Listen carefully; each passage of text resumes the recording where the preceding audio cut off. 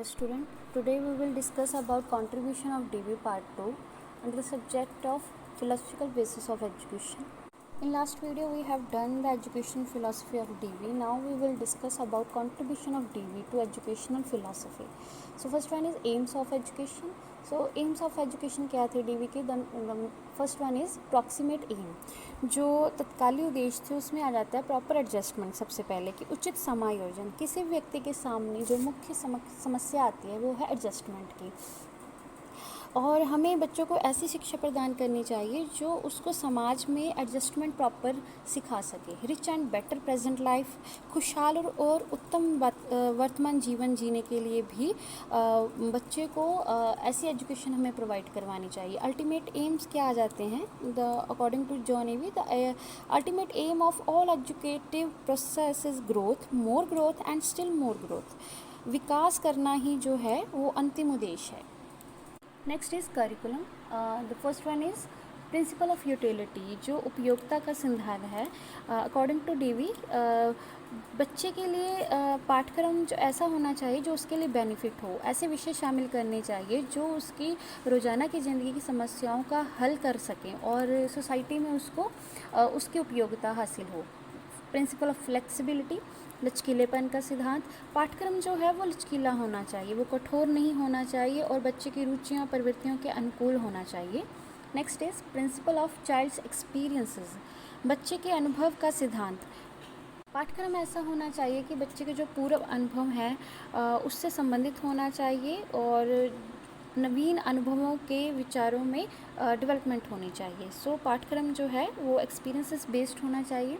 Principle of community centredness and life centredness, समुदाय केंद्रता और जीवन केंद्रता का सिद्धांत. डीवी के अनुसार समाज की जो ज़रूरतें हैं वो शिक्षा के द्वारा ही पूरी की जा सकती हैं, इसलिए जीवन की समस्याओं को पाठ्यक्रम का विषय बनाना चाहिए. Next is principle of correlation,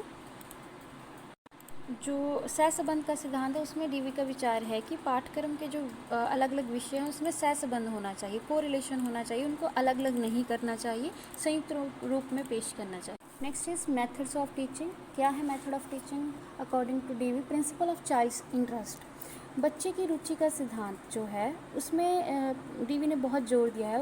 उनके अनुसार बच्चा जो है शिक्षा का केंद्र बिंदु है और उसकी रुचि और योग्यता के महत्वपूर्ण स्थान मिलना चाहिए उसमें. तो ऐसे जो विषय ऐसे होने चाहिए जो बच्चे के इंटरेस्ट के हों. Principle of learning through activity, क्रिया के द्वारा सीखने का सिद्धांत. लर्निंग बाय डूइंग जो है वो डीवी के अकॉर्डिंग बहुत महत्वपूर्ण है. Emphasize on self education, play way and creative self expression. स्व शिक्षा, खेल विधि और रचनात्मक स्व प्रगटावे के ऊपर जोर दिया गया है. डीवी के विचार अनुसार बच्चा जो अपने ढंग से सीखता है. प्ले वे मेथड एक ऐसा मेथड है जो बच्चे के लिए नेचुरली एक अट्रैक्ट करता है और प्ले वे मेथड के थ्रू वो अच्छे तरीके से चीज़ों को समझ पाता है, कंसेप्ट को समझ पाता है. Next is project and problem solving method. Project और प्रॉब्लम सॉल्विंग मेथड के थ्रू बच्चा खुद कुछ करके सीखता है.